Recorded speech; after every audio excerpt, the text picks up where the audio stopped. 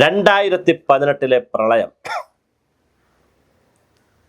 ആ കാലഘട്ടത്തിൽ തന്നെ കേരളത്തിലെ പ്രമുഖ സാറ്റലൈറ്റ് ചാനലുകളിൽ, അന്ന് എനിക്ക് ഞങ്ങൾക്ക് സുഭാഷിതം ചാനലില്ല, ഞങ്ങളുടെ ഒരു ചാനലില്ല, യൂട്യൂബ് ചാനലില്ല. പക്ഷേ സാറ്റലൈറ്റ് ചാനലുകളിൽ വളരെ കൃത്യമായി ഡാം തുറക്കുന്നതിനെയും തുറക്കാതിരിക്കുന്നതിനെയും കുറിച്ച്, അതായത് തോട്ടപ്പള്ളി സ്പിൽവേ തുറക്കണമെന്നും ഡാമുകൾ പലതും തുറക്കേണ്ടതിനെ തുറക്കാതിരിക്കുന്നതിൻ്റെ രണ്ടുമുണ്ടല്ലോ, ആവശ്യകത കൃത്യമായി ഒരു dam management, Thottappally spillway management ഒക്കെ നടത്തുന്നതിൻ്റെ അനിവാര്യതയെക്കുറിച്ച് ഞാൻ നിരവധി ചാനലുകളിൽ സംസാരിച്ചിരുന്നു. മാത്യു ടി തോമസുമായും ചാനലിൽ എതിരായിട്ട് വന്ന, അല്ലെങ്കിൽ ആ പാനലിസ്റ്റായിട്ട് അടുത്ത് വരുന്നത് മാത്യു ടി തോമസാണ്. അദ്ദേഹത്തിനോട് സംസാരിച്ചിരുന്നു. മാത്യു ടി തോമസ് ഇടുക്കി ഡാമിൽ നിന്നുകൊണ്ടും ഞാനുമായിട്ട് ഞാൻ ക്യാമറ സ്റ്റുഡിയോ റൂമിൽ, മാത്യു ടി തോമസ് ഇടുക്കി ഡാമിൽ, മണിയാശാൻ, അന്ന് ഇലക്ട്രിസിറ്റി മന്ത്രി മണിയാശാനും അവിടെ നിൽക്കുന്നു പല സമയങ്ങളിൽ. അങ്ങനെ ഒരുപാട് ഡിസ്കഷൻ, അതെല്ലാം ഇപ്പോൾ ആർക്കൈവിൽ കിടപ്പുണ്ട്. ഈ ചാനലുകളുടെ യൂട്യൂബ് ആർക്കൈവുകളിൽ ഇത് കാണും. വളരെ കൃത്യമായി പറഞ്ഞിരുന്നു ഡാം മാനേജ്മെൻറ്റിൽ പ്രശ്നമുണ്ടെന്ന്. അതിനുശേഷമാണ് അമിക്കസ് ക്യൂറിയെ വെച്ചത്. ആ അമിക്കസ് ക്യൂറി, ഹൈക്കോടതിയിൽ നിന്ന് വെച്ചുള്ള അമിക്കസ് ക്യൂറി പറഞ്ഞു ഡാം മാനേജ്മെൻറ്റിൽ പ്രശ്നമുള്ളത് കൊണ്ടാണ് പ്രളയമുണ്ടായത്. അത് കഴിഞ്ഞിട്ട് മദ്രാസ് IITയിൽ നിന്നൊരു പഠനം വെച്ചിരുന്നു. മദ്രാസ് IITയിൽ നിന്ന് പഠനം വെച്ചിട്ട് ഇപ്പോൾ കേരള ശാസ്ത്ര സാങ്കേതിക പരിസ്ഥിതി കൗൺസിലിൽ നിന്ന് എക്സിക്യൂട്ടീവ് വൈസ് പ്രസിഡന്റായും പിന്നെ പ്രിൻസിപ്പൽ സെക്രട്ടറി റാങ്കിലുള്ള ഒരു പ്രൊഫസർ ഇപ്പോൾ മാറിയിട്ടുണ്ട്. അവിടെ നിന്ന് ജോലിയിൽ നിന്ന് മാറിപ്പോയിട്ടുണ്ട്. 7 വർഷം തുടർച്ചയായിരുന്നു, 2 ടേം കൊടുത്തിട്ട്. അദ്ദേഹത്തിൻ്റെയും കൂടി നേതൃത്വത്തിലാണ്, അദ്ദേഹം കുറ്റ്യാടിക്കാരനാണ്, പഠനം നടന്നത്. ആ പഠനം സർക്കാരിന് വെള്ളപൂശിക്കൊണ്ട് ഒരു കുഴപ്പമില്ല എന്ന് പറഞ്ഞു വന്ന പഠനമാണ്. CWCയുടെ ഒരു ഒബ്സർവേഷൻ, CWCയെ കുറിച്ച് വേറെ അഭിപ്രായമുണ്ട് നമുക്ക്, എനിക്കൊക്കെ വളരെ വ്യത്യസ്തമായ അഭിപ്രായമുണ്ട്. ജലപരിസ്ഥിതി മേഖലകളിൽ ശ്രദ്ധിക്കുന്ന ആളെന്നുള്ളതിൽ, ഭയങ്കര വിദഗ്ധനൊന്നുമല്ല, പക്ഷെ ശ്രദ്ധിക്കുന്ന ആളെന്നുള്ളതിൽ എനിക്ക് വേറെ അഭിപ്രായമുണ്ട് CWCയെ കുറിച്ച്. പ്രത്യേകിച്ച് മുല്ലപ്പെരിയാർ ഡാമിൻ്റെ കാര്യത്തിൽ കൃത്യമായ പക്ഷപാതിത്വമുള്ള നിലപാടുകൾ പലപ്പോഴും സ്വീകരിക്കുന്ന ഒരു സംവിധാനമാണ് സെൻട്രൽ വാട്ടർ കമ്മീഷൻ. അവരെ സംബന്ധിച്ചിടത്തോളം അവർ വഴങ്ങുന്നവരാണ്, റിപ്പോർട്ടുകൾക്കെല്ലാം വഴങ്ങുന്നവരാണ്. അത് ഗുരുതരമായൊരു ആരോപണമായി തന്നെ മുന്നോട്ട് വെക്കുകയാണ്. അപ്പോൾ അവർ ഇന്നലെ മാത്യു കുഴൽനാടൻ പറഞ്ഞതനുസരിച്ചാണെങ്കിൽ തമിഴ്നാടിനുൾപ്പെടെ ഗുണകരമാകുന്ന ഒരു കാര്യമാണ് കേരളത്തിൽ ഡാം തുറക്കുന്നതും തുറക്കാത്തതുമായിട്ടൊക്കെ ബന്ധപ്പെട്ട് ഉണ്ടായിരുന്നെങ്കിൽ തീർച്ചയായിട്ടും CWCയുടെ റിപ്പോർട്ടിനെയും നമുക്ക് സംശയിക്കേണ്ടതുണ്ട്.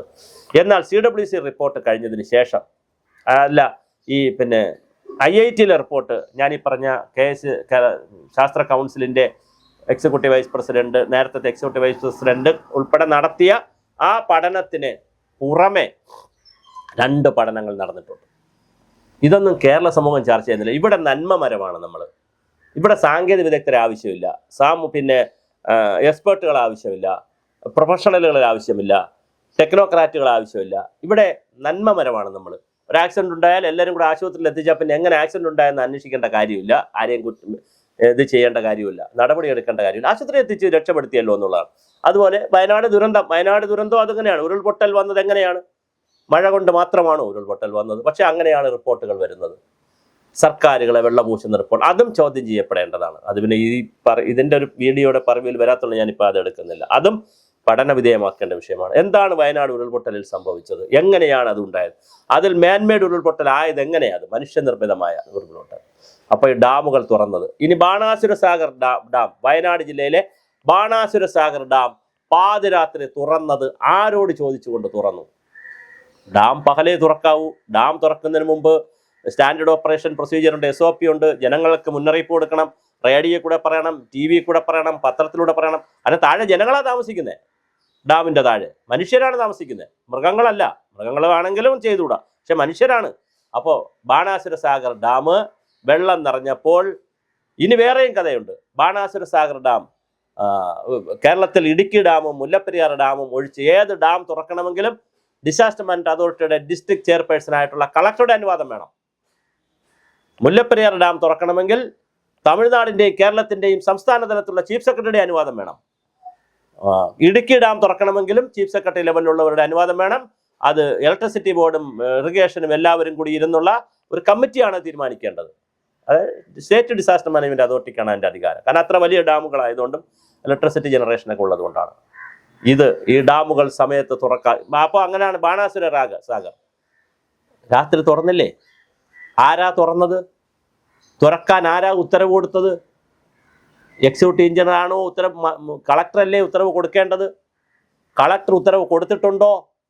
വയനാടുകാർ ആരെങ്കിലും ഈ വീഡിയോ കാണുകയാണെങ്കിൽ ബാണാസുര സാഗർ തുറന്നു വിട്ടതിന് കളക്ടർ അനുവാദം കൊടുത്തിട്ടുണ്ടോ എന്ന് വിവരാവകാശം വഴി ഒന്ന് ചോദിക്കുന്നത് നന്നായിരിക്കും. സകലതും നമ്മൾ മാത്രമല്ലല്ലോ ചെയ്യുന്നത്, നമ്മൾ സമൂഹം ഉണ്ടല്ലോ. ഇനി അത് പോട്ടെ, അവിടുത്തെ എക്സിക്യൂട്ടീവ് എഞ്ചിനീയറായിട്ടും അസിസ്റ്റന്റ് എഞ്ചിനീയറായിട്ടും ബാണാസുര സാഗറിന്റെ ചുമതലയുണ്ടായിരുന്ന എഞ്ചിനീയർമാർ അപ്പോഴെവിടെയായിരുന്നു? ആരാണ് ആ ഡാം തുറന്നത്? ആ ഡാം തുറന്നത് അവിടുത്തെ എന്താണ് ഡാമിൻ്റെ സെക്യൂരിറ്റിക്കാരനാണോ ഡാം തുറന്നത്?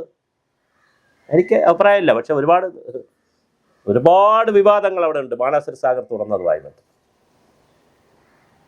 ഷോളയാർ തുറന്നതുമായി ബന്ധപ്പെട്ട്, പെരിങ്കൽകുത്ത് തുറന്നതുമായി ബന്ധപ്പെടുത്തി, പറമ്പിക്കുളം ആളിയാർ തുറന്നതുമായി ബന്ധപ്പെടുത്തി, ചെങ്ങന്നൂരിനെ മുക്കിക്കൊന്നതുമായി ബന്ധപ്പെടുത്തി, ചാലക്കുടിപ്പുഴയെ കൊന്നതുമായി ബന്ധപ്പെടുത്തി നിരവധി ആരോപണങ്ങളാണ് അന്നും ഇന്നും നമുക്കുള്ളത്. എന്തേ ഇത് പരിശോധിക്കാതെ പോയി?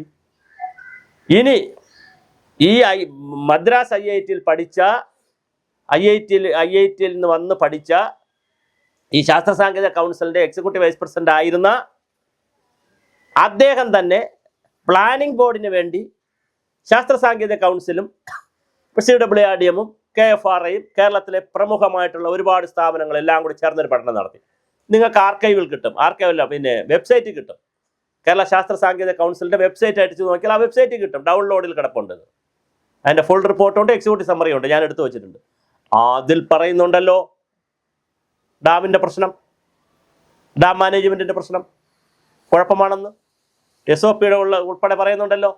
ഇനി CAG controller and auditor general ഒരു റിപ്പോർട്ട് ഉണ്ടാക്കി.